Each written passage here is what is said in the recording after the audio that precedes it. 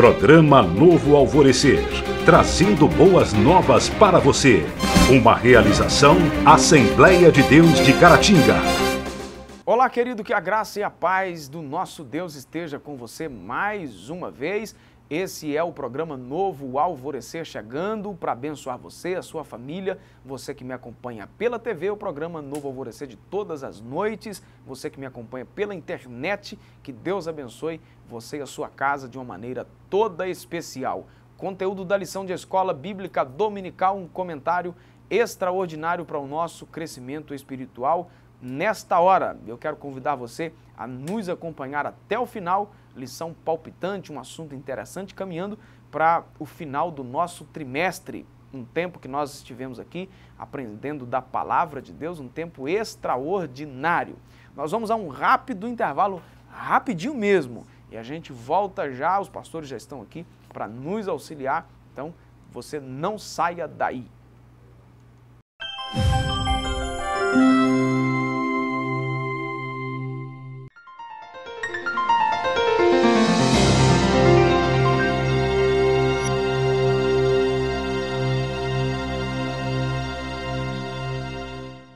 Continuando o programa Novo Alvorecer de hoje, comigo aqui no estúdio, Joás e também o pastor Adriano. Bem-vindo mais uma vez, senhores.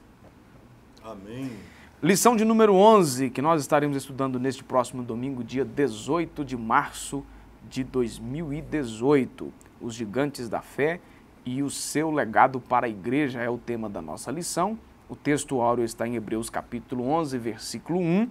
Ora, a fé é o firme fundamento das coisas que se esperam e a prova das coisas que se não veem. A verdade prática diz que a fé é a confiança irrestrita nas promessas de Deus. O texto que nós estaremos trabalhando é Hebreus capítulo 11, e aí tem alguns versículos na lição aqui que foi fracionado dentro desse capítulo. Eu recomendo você que está na sua casa aí fazer a leitura do capítulo 11 da carta aos Hebreus, tá certo? Então vamos lá, o primeiro tópico da lição, que é a fé que gera confiança em Deus, aí vai discriminar aí sobre alguns dos personagens, né, que o autor destaca como sendo heróis, né, Abel, Enoque e também Noé. Sobre Abel, o Joás, o autor dá início à sua galeria de heróis, né, que é como é conhecido o capítulo 11, dizendo que foi um exemplo de homem de fé, que foi um homem que ousou confiar em Deus. Aí discorre aí algumas coisas o autor da lição e coloca que o fato é que a fé de Abel foi uma fé operante, diferente da fé de Caim, seu irmão. E aí ele deixa uma fala para os cristãos, né? Que os cristãos, assim como fora Abel, deveriam ser em tudo confiantes, porque o Cristo a quem seguem é em tudo superior a Abel. Essa confiança dele acabou gerando vida nele, é algo que é uma promessa até do próprio Senhor, né? Jesus lá em Mateus 23, ele vai falar de sangues que falam, né? O sangue de Abel, o sangue de Zacarias, né? Essa confiança que Abel teve, né, ao sacrificar, confiando que o Senhor receberia o seu sacrifício, e de fato aconteceu, né? Depois, quando ele sofreu o que sofreu, o sangue dele clamou da terra por justiça, né? O próprio Senhor Jesus dá testemunho disso, né? Então essa confiança gerou uma perseverança que foi até depois do que a gente chama de fim, né? Para nós a morte é o final, acabou, né? Mas como é que o sangue está clamando lá da terra? Por justiça. Porque é um homem que viveu segundo essa confiança, segundo essa fé. E o autor de Hebreus não por acaso começa esse capítulo, né, o primeiro verso, definindo o que seria essa fé, né? Eu acho que é importante uma definição, né, pastor? A gente conversava que parece... Vai explicar o que é a fé, né? A fé é o firme fundamento e tal, né? Para nós aqui de língua portuguesa, aqui no Brasil principalmente, essa palavra parece meio desgastada, né? Quase caminhando para o lado do pejorativo já, né? É como se o tabelião de Caratinga fosse o homem mais fiel de Caratinga, né? Porque todo dia é real e dou fé, né? O referido é real e dou fé. Então é um cara que dá fé todo dia para os outros. Imagina que a pessoa fiel que não é. Quer dizer, a gente não tem a real ideia do que é essa palavra, né? O que é fé, né? Não, bota fé no Adilson. Né? Não, e acrescentaram até agora uma fé de Deus, né, gente? A fé de Deus para falar. Uma fé de Deus acaba sendo aí uma forçação de barra, chega né? à beira do absurdo. Ou seja, né? Teologicamente falando, heresia. e o autor Hebreus vai definir. É firmeza, é fundamento, é prova daquilo que é invisível. Você não está vendo, mas é real. A prova disso é a fé. Certo. A fé prova que isso que você não está vendo é real. Né? Sobre Enoque, o autor até colocou aqui, pastor Adilson Joás, interagindo com o professor, que mostrar, né, o objetivo do autor, mostrar que a fé, embora sendo algo subjetivo, traz sempre resultado prático. A palavra em si, ela é subjetiva, que nem você falou, hein? A gente tem visto sendo usada em muitos outros campos, mas o resultado na prática em cima do que ele falou, né? Confiança, certeza, né? Sobre o testemunho de Enoque, há pouquíssimas referências, a gente sabe, né? O autor da lição até coloca isso aí, sobre a pessoa de Enoque no registro bíblico, mas o pouco que há é suficiente para inspirar fé e confiança. A Bíblia diz que esse traslado de Enoque se deu por causa deste andar com Deus. O texto diz que ele andou com Deus, Deus tomou ele para si. Olha, como que fica aí o testemunho de Enoque como um exemplo para os irmãos hebreus e para nós como cristãos hoje, pastor Adriano? Acho que o foco do autor aqui, né, do autor bíblico, o pastor que escreveu a lição aqui, o escritor, ele conseguiu mostrar nessa frase aqui, ó: ninguém se aproxima do Pai, nem muito menos anda com Ele, se não demonstrar fé. Então, tudo o que aconteceu com Enoque, mediante o que a Bíblia registra, é que ele chegou a ser transladado por Deus, porque ele andava de uma forma tão próxima de Deus que Deus o tomou. Agora, analisa o contexto que esse cidadão vivia. Não, o contexto era perturbação total, né? Mediante uma geração incrédula, que não cria em Deus, você vai ver que ele, pela fé, continuou crendo em Deus e não mudou a sua maneira de se relacionar com Deus. E aquilo ali foi tão real que Deus... A ideia de Deus é sempre, você vê isso em toda a Escritura, é que o fiel esteja perto dele, com ele. Isso aí. Né? O fiel, aquele que confia nele plenamente, né? Que deposita toda a sua confiança nele. Você vê em Salmo 101, eu anotei que Salmo 101, verso 6, meus olhos procuram, os fiéis. Lá no hebraico está aprovam, meus olhos aprovam, procuram os fiéis da terra para que estejam comigo. Né? Procura os fiéis para que estejam comigo. O que anda num caminho reto, esse me servirá. Então, ele está sempre procurando essa fidelidade, né? Ele chega a dizer lá em Abacuque, né, que o justo viverá da fé. Se ele veio para que nós tivéssemos vida e vida abundante, né, ele veio porque ele achando fé em nós, confiança em nós, né, nós estaremos sempre com ele. Certo. Isso tudo. Sobre agora a confiança de Noé, né, no sermão escatológico, né, pregado por Jesus, ele se referiu aos dias de Noé como uma época de insensibilidade espiritual e dando aí um alerta, né, que os últimos dias também seriam semelhantes. Aí o autor da lição coloca que pela fé, Noé, divinamente avisado das coisas que ainda não se viam, temeu e para a salvação da sua família preparou a arca pela qual condenou o mundo e foi feito herdeiro da justiça, que é segundo a fé. Essa questão de Noé também, né? Não é à toa que ele entra nessa galeria dos heróis da fé, porque nós vamos perceber na Bíblia uma outra situação também no contexto em que ele vivia, né? Uma geração totalmente apostatada, capítulo 6 de Gênesis, já começa falando, né, que os filhos de Deus casaram com as filhas dos homens, e veio uma geração totalmente profana, né? Polêmica total aí, mas não vem o caso. Não vamos entrar nesse detalhe. Mas a questão é que aquela geração foi uma geração profana. Perversa. Geração má. Ao ponto de Deus usar essa expressão: o meu espírito não contenderá com o homem. Diminuiu o tempo de vida e nós vamos perceber que mesmo no meio, né, daquela geração, até o autor colocou aqui, hedonista, imediatista, né, que queria viver o prazer, hora, né, imediato, momentâneo, semelhante, Jesus falou, né? Você acha que hoje é assim como não, era antes, ou sim, antes era assim como é hoje? Eu creio que sim, né? Tanto é que veio juízo sobre aquela geração, né, e é por isso que virá novamente, porque Jesus falou, olha, os dias que antecederão a vinda do Filho do Homem serão semelhantes àqueles dias de Noé, né?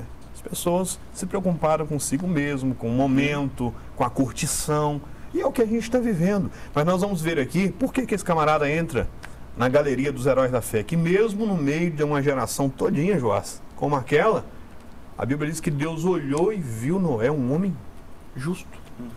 Né? Um homem que inspirava confiança, né? E de fato, né, a geração que nós estamos nela é uma geração imediatista, né? Tudo muito rápido, tudo muito depressa. Você vê que há algum tempo atrás você falava aí de uma viagem de 200 quilômetros, era quase que o fim do mundo, né? Demorava dias. Eu estou falando aí de anos mesmo atrás, onde essas viagens assim eram feitas no lombo de um animal, né? Ou no máximo aí num trem de ferro, né? Hoje você faz uma viagem aí de 300, 400 quilômetros, você sai um pouquinho cedo, você almoça ainda na casa do outro, ainda com, né, uma viagem extensa dessa aí, tudo muito rápido, né? Você aperta um botão, você tem a luz, você gira a torneira ou coloca sua mão por baixo ou faz qualquer outra coisa lá, tem a água, então tudo muito depressa. Computador, né, antigamente, né, ficava lá, eu estou lembrando aqui da internet, né, quando você plugava o fio de telefone, às vezes você não tinha como fazer uma instalação melhor, você tirava o fio do telefone fixo, plugava no computador e ele ficava lá, aquela zoeira toda. 256 kbytes era uma conexão top. Era coisa, né? A coisa finíssima. Né? Hoje você tem aí internet aí, aqui né? Nós estamos falando aí de interior, internet 30, 40 megas aí, você vai em cidades maiores aí, né? Quem nos acompanha aí pela internet, né? pela internet aí e tal, né? Capital tem internet aí a velocidade altíssima, né? É uma geração imediatista até pelas corridas, né? E parece que a gente vai acompanhando esse ritmo. Voltando assim na questão aqui, né, pra gente já ir concluindo aí essa parte, quer dizer, aquela geração, eles viviam isso. Mesmo sendo naquela época, a correria deles. Mas, né, o fato de nós hoje estarmos vivendo a mesma situação, o Senhor ainda, como diz o salmo que o Joás citou aqui, o Senhor ainda continua, né, procurando fiéis, porque mesmo em meio a tudo isso, ainda há pessoas fiéis ainda. Com certeza. Segura aí um pouquinho, você de casa não saia daí, o programa Novo Alvorecer volta já, o assunto de hoje é bacana, especial, você não pode ficar de fora.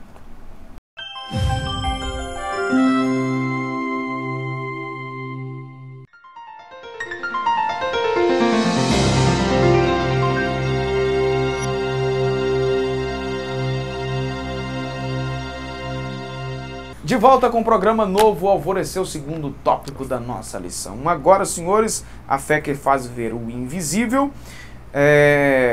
fracionando aí o assunto sobre a obediência de Abraão, o autor da lição destaca aqui que os nomes citados anteriormente são tidos como exemplos de fé, mas nenhum deles havia se tornado um modelo para os judeus como fora Abraão. Abraão não era apenas o pai dos judeus, era o pai de todos os que creem. Ficou conhecido aí como pai da fé. Não é? E aí, Joás? Esse camarada aqui é o pai da fé monoteísta, né? como nós conhecemos hoje, né? Ou seja, o que é monoteísta? O mundo islâmico, o mundo cristão, né? Todo adora um só Deus.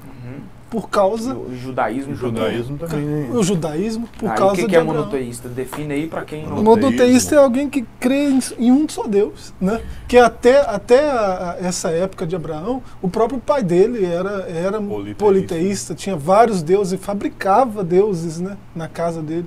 E Deus chamou ele para fora disso tudo, né? Sai do meio disso tudo que eu vou te mostrar um lugar e vou te levar para um lugar.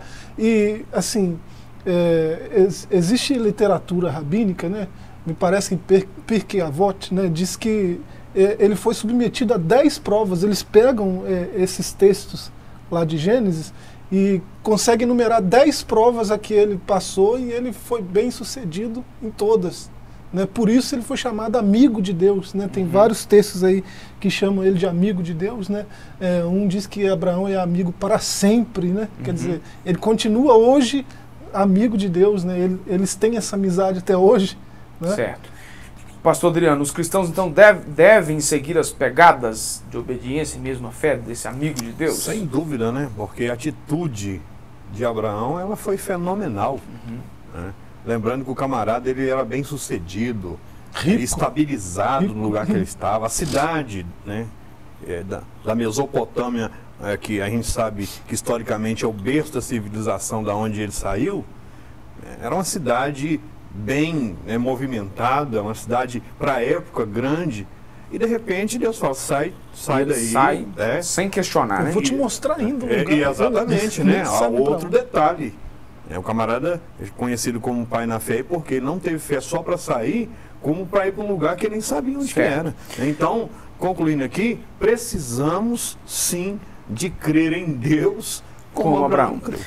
Um descendente de Abraão, né, o José, que a Escritura testemunha a fidelidade de José, que embora tenha sido vendido, ele nunca se vendeu. Achei interessante essa colocação do autor, né, de que manteve a sua fé viva em Deus, apesar de estar num ambiente totalmente hostil, né, que era lá no Egito, e como escravo. E aí, o que nós destacamos aí sobre a fé daquele que... Ou seja, Abraão viu, o autor coloca aí que Abraão se fez conhecer pelo desconhecido, né? Por outro lado, José fez enxergar pelo invisível. Eu não quero comentar, né? Vou deixar para o Joás, mas só frisando aqui, você falou uma coisa que me chamou a atenção. O fato dele foi vendido, mas não se vendeu. O que levou José a não se vender? A sua fé. A fé, meu Deus. E ver a chave, né? Lá em Lucas 5, né, na altura do verso 20, você vê os amigos que descobrem um telhado para trazer um amigo, né, na presença de Jesus. O texto fala, o evangelista, ele diz que Jesus, vendo a fé deles, ele viu a fé dos amigos, foi lá e curou o camarada. Então, mesmo nessa correria, mesmo no meio, num mundo como esses que nós estávamos comentando lá da época de Noé, imediatista, né, hedonista, num mundo desse jeito, com essa loucura toda, quando alguém tem fé, confiança em Deus, Deus está vendo, né? Certo. Sobre Moisés, o autor coloca no texto também que ele começou bem antes da jornada que a gente vê dele caminhando com o povo em direção à terra Canaã. A sua fé permitiu que ele enxergasse o invisível, pois aí o autor coloca no versículo 26 do capítulo 11 que ele não teve aí, né, por riqueza os tesouros do Egito, mas a vergonha que Cristo passaria, ou seja, ele viu por antecipação, né, viu o invisível. E aí, em um minuto para vocês. Como José viu o Êxodo, José viu o Êxodo, uma geração depois, ele viu o futuro. Né? Quando vocês saírem daqui, leva os meus restos mortais. Leva o resto aí. E Moisés do mesmo jeito, ele viu muito mais além, né, da época. Moisés chegou, né, o camarada era príncipe no Egito. Não é só o cinema, Hollywood, que colocou esse tema, não, esse título, não. A Bíblia fala, ele foi instruído em toda a ciência do Egito. Então ele foi instruído para ser um faraó. Né? E aí o que acontece? Automaticamente ele tinha os direitos de príncipe do Egito, de palácio. Diz o texto bíblico que ele abriu mão de tudo. Para seguir a sua fé, né? Meu Deus. Isso aí. Não saia daí.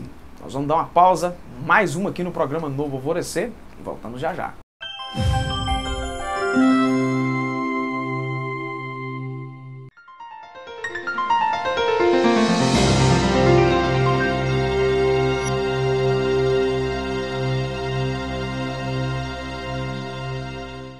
Meus irmãos, já estamos de volta com o programa Novo Alvorecer, já para o último bloco da nossa lição. O programa de hoje, assim, passando assim rapidinho, né? Parece que eu tenho a impressão que essa lição aqui talvez seja a lição mais fácil de comentar, mais palpitante, não é? E com isso o assunto, quando é mais fácil assim, o negócio flui mais rápido, né? O terceiro tópico da lição é a fé que dá poder para avançar. E aí nós temos exemplo aqui de gente que avançou, né? Ou seja, saiu do seu estado que estava e avançou. Nós falamos no bloco anterior aí sobre Moisés, não é? Que saiu do Egito, né, conduzindo o povo, e agora nós temos a ousadia de Josué, que foi o sucessor de Moisés, e o comentarista coloca uma frase aqui interessante: de nada adianta ter saído do Egito para ficar fora de Canaã. Não é verdade? Tem muita gente aí que saiu. Eu não faço parte do mundo, né? Não, eu estou afastado da igreja, mas eu não estou aprofundado no pecado. Cuidado, que fora da caminhada aí não adianta sair do Egito e não entrar em Canaã. Por aí. Não é? E aí, o Josué foi quem conduziu o povo para a entrada em Canaã, numa guerra de... A vitória pertence a quem for mais numeroso. Aqui o autor vai fazer citação aí na batalha, né? No que aconteceu lá, na verdade, se é que pode ser chamado, né, na batalha de Jericó, porque na verdade Jericó foi a lona quase que, não é, visão, só pela fé, né? Uma visão humana, né, essa questão de guerra é vencida pelo que for mais forte. Mas quem tem melhor mais preparo, bélico, né? Quem for mais preparado, quem tiver mais número de soldados, né? E nós vamos ver aqui que Israel não tinha nada disso. Que eles venceram pela fé, né? Qual foi a arma? Hebreus 11:30. A fé. Então, ou seja, é claro que o personagem é Josué, liderando o povo de Israel, mas Josué tinha na mão, não tinha nada disso na mão para vencer a cidade de Jericó. Aí tá aqui, ó. Joás acabou de dizer aqui. Qual foi a arma, então, que foi usada para poder jogar as muralhas de Jericó 1 João pelo chão? 5,4. Né? 1 João 5,4. Essa é a vitória que vence o mundo. A nossa fé. Então está aí. A fé. Uma arma poderosíssima para quem quer avançar. Sobre Raabe, então, agora. Que aí dentro do mesmo episódio do Jericó. Isso mesmo. Não é? Lá, que a queda de Jericó, na queda de Jericó, Raabe escapou com vida. A ordem era... Ela deu abrigo aos espias, né? E ela teve confiança, teve fé que ela receberia salvação, libertação, né, quando viesse a destruição de Jericó, né? E depois ela entrou na linhagem do Messias. Você já pensou? Né? Depois ela gerou a Boaz, que resgatou Ruth, né? Outra que não era da linhagem de judaica, judeus, né? E ela gerou Obed, que foi pai de Jessé, para quem o Senhor fez a promessa, né? Desse trono aí, ó, não vai faltar nunca, né? Alguém que ocupe esse... E o filho de Davi veio e nós vimos essa... Agora, uma outra coisa que me chama a atenção aqui na questão de Raabe é a questão, né, ela não só creu, né, mas ela não só creu na invasão, em acolher os espias, mas o fundamento de tudo isso é crer no Deus que estava... Isso aí, né, que aquele povo servia. A história já vinha desde a saída do Êxodo. Porque ela já tinha ouvido falar. A história precedia a chegada do povo. Quando o povo chegou, e ela falou: quem são vocês? Somos espias de Israel. Então eu creio nesse negócio seus aí. Eu creio que esse Deus seus é diferente. Finalizando aí com um herói, não um herói das telinhas, ou um herói do cinema, ou um herói de qualquer uma... Da Marvel, não? Eu não queria fazer a propaganda, não, eu queria arrumar uma outra forma aí, o herói dos quadrinhos, né? Mas um herói real, que é Gideão, que foi desafiado por Deus a buscar o livramento do seu povo por meio da fé. Em desvantagem numérica, nós falamos isso aí agora há pouco, né? Novamente. Ele contava apenas com a fé e a grandeza de Deus. E com apenas 300 homens, Ele venceu Na um verdade, exército aqui, ó, numeroso, né? na verdade, aqui- 132 mil soldados. Deus resolveu provar esse camarada na fé. É. Resolveu provar ele na fé. E ele passou na prova de Deus. Era mais ou menos isso, né? 130 e tantos mil soldados, o exército inimigo. E aí? O exército de Gideão já começou bem abaixo desse aí. É. Foi com Já 32 mil. dava 4 por 1, mais ou menos, né? É, já começou com 32 mil. Deus O falou. funil chegou até. Deus falou assim, não Era, é era, muita cento- era gente. 120, né? O exército inimigo, me parece. Mais ou menos isso. É. Aí Deus falou, é muito, caiu para 10. Depois foi a última prova, sobrou 300, rapaz. Por 300. Olha se o camarada não confiasse em 400 Deus. soldados por 1. Se ele não realmente não tivesse firmeza naquilo que ele cria, como é que ia com a batalha? Somente pela fé, né? Em 1 Tessalonicenses 3,10, né, Paulo manifesta a intenção de ir ter com alguém que tinha, e ele fala que talvez suprir o que falta da vossa fé. É possível ter fé, mas não o suficiente, né? Certo. Já pensou essa fé de Gideão? Ser desafiado por Deus, né? E topar parar, não, eu vou porque Deixa comigo Deus que eu está vou na frente. o negócio- resolver, né? Tá certo, eu vou deixar para você falar mais na EBD aqui domingo. Você que tá de casa aí, você quer ouvir o Joás mais e o pastor Adriano. O Joás é fácil, você vem aqui no Templo Central, na Rua Princesa Isabel, 52. Pastor Adriano, você vai lá em Santa Rita de Minas, na Assembleia de Deus, lá que você ouve o pastor Adriano. Obrigado, senhores, mais uma vez. Vou deixar vocês no vácuo aí, realmente. O nosso tempo se esgotou. Obrigado, Deus te abençoe. Programa Novo Alvorecer, trazendo boas novas para você. Uma realização Assembleia de Deus de Caratinga.